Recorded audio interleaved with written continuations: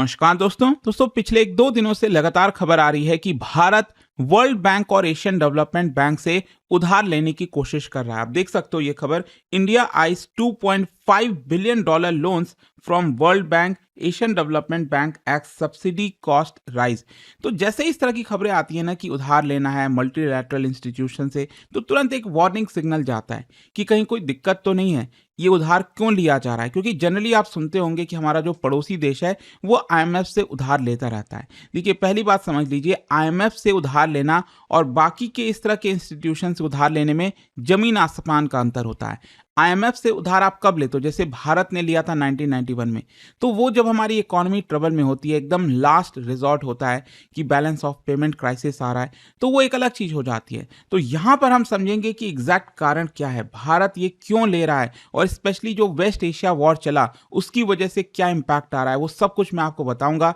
चलिए आगे बढ़ते हैं, लेकिन उससे पहले आप सबको बता दूं, अगर आप यूपीएससी की तैयारी कर रहे हैं किसी भी साल के लिए, तो आप स्टडी आईक्यू के साथ जुड़ सकते हैं, जहां पर प्रीलिम से लेकर इंटरव्यू तक की पूरी तैयारी हमारे बैचेस में कराई जाती है। यहां पर मेंटरशिप हो, रिवीजन हो, टेस्ट सीरीज, सब कुछ आपको मिलेगा। कोई भी अगर आपको डाउट है, प्रॉब्लम है बैच से रिलेटेड, ये फोन नंबर दिया है, इस पर कॉल करिए, यूज करिए कोड अंकित लाइव मैक्सिमम डिस्काउंट के लिए। चलिए शुरुआत करते हैं। सबसे पहले देखते हैं कि हुआ क्या है। जैसा मैं आपको बता रहा था कि जो रिपोर्ट्स आई हैं उसके आधार पर बताया जा रहा है कि भारत वर्ल्ड बैंक और एडीबी एशियन डेवलपमेंट बैंक से $2.5 बिलियन का लोन लेने की कोशिश कर रहा है। ध्यान रखिएगा, जो ऑलरेडी एग्जिस्टिंग क्रेडिट फैसिलिटीज है उसी के तहत हम ये लेने की कोशिश कर रहे हैं। ऐसा नहीं है कि हम वहां पर जाकर बोल रहे हैं कि भाई हमें और उधार चाहिए, बहुत जरूरत है, ऐसा नहीं है।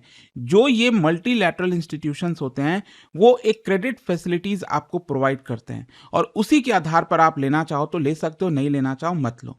तो ये कोई इमरजेंसी बेल आउट नहीं है, या फिर जो आईएमएफ आपको रेस्क्यू पैकेजेस वगैरह देता है, ऐसा यहां पर कुछ भी नहीं है। तो क्वेश्चन अब ये आता है कि भारत को ये एडिशनल फंड्स क्यों चाहिए। देखो क्या है ना कि एक तो ये जो पूरा वेस्ट एशिया वॉर चला है, स्पेशली इसकी वजह से सब्सिडी एक्सपेंडिचर बहुत तेजी से बढ़ने वाला है। सबसे बड़ा इसमें अगर आप देखोगे जो खतरा है वो है फर्टिलाइजर सब्सिडी को लेकर। क्या है ना कि हमारे देश में जो फार्मर्स हैं, किसान हैं, उनको सरकार सब्सिडाइज्ड फर्टिलाइजर्स देती है, स्पेशली यूरिया। क्या होता है ना कि सरकार फिक्स कर देती है कि हम आपको 100 रुपए पर किलो अगर यूरिया दे रहे हैं, या फिर जो भी होता है आपका एक बैग, तो मान लो अगर ये यूरिया का कॉस्ट पड़ रहा है सरकार को 400 रुपए, 500 रुपए, 600 रुपए, डजेंट मैटर, अगर सरकार ने फिक्स कर दिया है तो उतने में ही सरकार बेचेगी। डजेंट मैटर कि ये कितना ज्यादा बढ़ जाए, सारा का सारा जो भार है वो सरकार को चुकाना पड़ेगा। और स्पेशली क्या है कि भारत बहुत बड़ी क्वांटिटीज में फर्टिलाइजर इनपुट मंगाता है, और मैं आपको बता दूं फर्टिलाइजर बनाने के लिए जो सबसे बड़ा इनपुट होता है, रॉ मटेरियल चाहिए, वो है नेचुरल गैस। और आप सब जानते हो कि स्ट्रेट ऑफ हॉर्मुज वगैरह क्लोज होने की वजह से कितनी ज्यादा प्रॉब्लम आ गई थी। तो कोई भी अगर एनर्जी प्राइसेस इंक्रीज होता है दुनिया भर में, तो सब्सिडी बर्डन यहां पर बढ़ जाता है। इनफैक्ट मैं आपको एग्जांपल बताता हूं, अभी इस साल 1 फरवरी को जब बजट पेश हुआ था, तो 2026-27 के लिए जो करंट फाइनेंशियल ईयर चल रहा है, यहां पर सरकार ने एस्टिमेट किया था कि जो फर्टिलाइजर के ऊपर सब्सिडी बर्डन है सरकार के ऊपर, वो 1.7 लाख करोड़ का होगा। लेकिन पता है आपको, अब यहां पर ये बढ़कर 3.4 लाख करोड़ होने जा रहा है, मतलब डबल से भी ज्यादा। ये काफी ज्यादा इंपैक्ट कर रहा है, और इसी की वजह से बोला जा रहा है कि यहां पर एडिशनल फंड की आवश्यकता है। दूसरा, फूड सब्सिडी। आप सब जानते हो कि सरकार फूड ग्रेन परचेस करती है और एमएसपी पर, और उसके बाद यहां पर जो बेनिफिशियरीज हैं उनको सब्सिडाइज रेट पर देती है, ऑलमोस्ट फ्री आप कह लीजिए।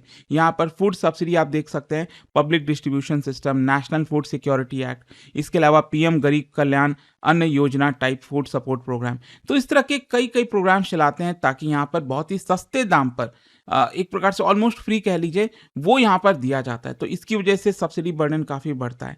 और अभी क्या है कि प्रोक्योरमेंट कॉस्ट बढ़ता जा रहा है, लॉजिस्टिक कॉस्ट बढ़ता जा रहा है, तो इसकी वजह से भी सब्सिडी रिक्वायरमेंट बढ़ गई है।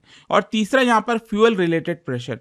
ऑल्दो आप सब जानते हो कि पेट्रोल डीजल के ऊपर सरकार सब्सिडी तो नहीं, लेकिन हाँ सरकार को रेवेन्यू होता था। अब मान के चलिए सरकार ने एक्साइज ड्यूटी वगैरह कम कर दिया है, तो सरकार को जो रेवेन्यू आना था वो तो नहीं आएगा, तो गवर्नमेंट फाइनेंसेस के ऊपर इंपैक्ट पड़ेगा, ऑयल मार्केटिंग कंपनीज के ऊपर, इन्फ्लेशन के ऊपर।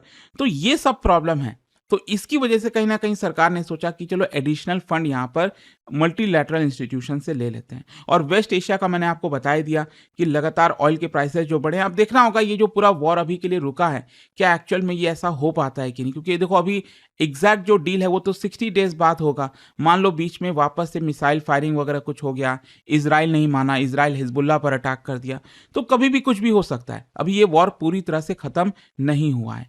अच्छा, क्वेश्चन यहाँ पर यह है कि उधार लेना था तो वर्ल्ड बैंक और एडीबी से ही क्यों लेना है?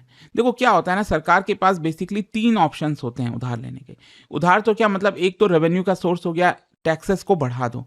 अब अगर आप टैक्स को बढ़ाओगे तो ये पॉलिटिकली एक तो काफ़ी डिफिकल्ट है और इसकी वजह से हमारी इकोनॉमी भी सफ़र करती है। क्योंकि अभी हमने देखा है कि पिछले काफ़ी वर्षों के बाद सरकार ने यहाँ पर टैक्सेस वगैरह कम किया है, चाहे वो पर्सनल इनकम टैक्स हो गया, फिर 2019 में शायद मुझे याद है 19-20 में सरकार ने यहाँ पर कॉर्पोरेट टैक्स कम किया था, राइट? तो ये सब चीज़ें कम इसीलिए की गई ताकि इकोनॉमिक एक्टिविटी बढ़े, तो वापस से उसको बढ़ाना फिजिबल नहीं होगा। दूसरा क्या होता है कि आप भारत के अंदर ही बोरो करो, लेकिन अब इसमें प्रॉब्लम क्या है कि इसमें प्राइवेट इन्वेस्टमेंट क्राउड आउट हो सकता है। अब इसका मतलब समझिए, जैसे मान लो हमारे देश में 100 रुपये अवेलेबल है, ठीक है, बोरोइंग के लिए। अब 100 रुपये में हो सकता है 75 रुपये सरकार ले ले, 25 रुपये प्राइवेट इन्वेस्टमेंट वाले ले लें, बिजनेसेस ले लें। हो सकता है यहाँ पर 25 सरकार ले ले और 75 जो है प्राइवेट इन्वेस्टमेंट ले ले। अब मान के चलो 75 रुपये अगर सरकार ही ले लेगी, अगर बोरो कर लेगी, तो प्राइवेट इन्वेस्टमेंट के लिए कितना बच रहा है? सिर्फ 25 रुपये। तो यहाँ पर इकोनॉमिक में जो इन्वेस्टमेंट होना चाहिए, बिजनेस एक्टिविटी होनी चाहिए, वो उतनी नहीं हो पाएगी। और दूसरा क्या होगा कि इससे इंटरेस्ट रेट वगैरह बढ़ेगा। तो इसको हम कहते हैं क्राउड आउट प्राइवेट इन्वेस्टमेंट। तो ये ऐसा नहीं होना चाहिए। तो सरकार कम से कम बोरो करे ताकि प्राइवेट इन्वेस्टमेंट के लिए, बिजनेसेस के लिए ज़्यादा पैसा अवेलेबल हो इकोनॉमी के अंदर इन्वेस्ट करने के लिए। इससे हमारी जीडीपी वगैरह को फ़ायदा हो सकता है। तो सरकार ये नहीं करेगी। तो यहाँ पर सरकार ने सोचा कि जो मल्टीलैटरल इंस्टीट्यूशंस हैं उससे बोरो कर लो। इनसे क्या होता है कि एक तो इंटरेस्ट रेट कम होता है, रीपेमेंट का जो पीरियड है वो लंबा होता है, रीपेमेंट स्ट्रक्चर भी फ्लेक्सिबल होता है, टेक्निकल सपोर्ट मिलता है, फिजिकल मैनेजमेंट बेटर कर सकती है सरकार। और मल्टीलैटरल डेवलपमेंट बैंक्स की जब हम बात करें तो इसके अंदर वर्ल्ड बैंक, इसका हेडक्वार्टर वॉशिंगटन डीसी में है, एशियन डेवलपमेंट बैंक इसका मनीला में है, फिलीपींस में, न्यू डेवलपमेंट बैंक और जो एशियन इंफ्रास्ट्रक्चर इन्वेस्टमेंट बैंक, ये आपको चाइना में हेडक्वार्टर देखने को मिलेगा। और ये जो बैंक्स होते हैं ना, इनका मेन ऑब्जेक्टिव कोई प्रॉफिट मैक्सिमाइजेशन नहीं होता है, बट डेवलपमेंट फाइनेंसिंग होती है। मतलब अलग अलग देशों के अंदर डेवलपमेंट के लिए यहाँ पर फाइनेंस करते हैं। तो इसीलिए मैं कह रहा हूँ आईएमएफ से पैसा लेना वो एक अलग होता है। वो एकदम आपके पास आखिरी रास्ता बचता है पैसा लेने का, जब आपके पास सारे ऑप्शंस क्लोज हो गए, इकोनॉमी ट्रबल में आ गई, बैलेंस ऑफ पेमेंट क्राइसिस हो गया।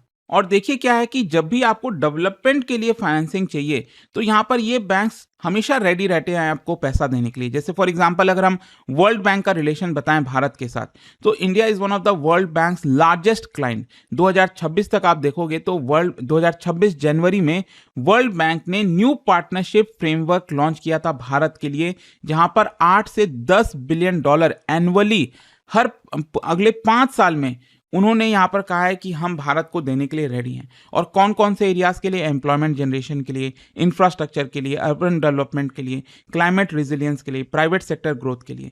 और यहाँ पर आप देख सकते हो वर्ल्ड बैंक जो फंडिंग दे रहा है वो बहुत सारी चीज़ों में सपोर्ट करता है। For example renewable energy, green hydrogen. For example मैं आपको बताऊँ तो $1.5 बिलियन ऑलरेडी भारत को अप्रूव किए जा सके हैं फॉर लो कार्बन ट्रांजिशन, जो हम ग्रीन एनर्जी की बात करते हैं। और जहां तक एशियन डेवलपमेंट बैंक के साथ सवाल है तो भारत फाउंडिंग मेंबर है और 4th लार्जेस्ट शेयर होल्डर है एशियन डेवलपमेंट बैंक का।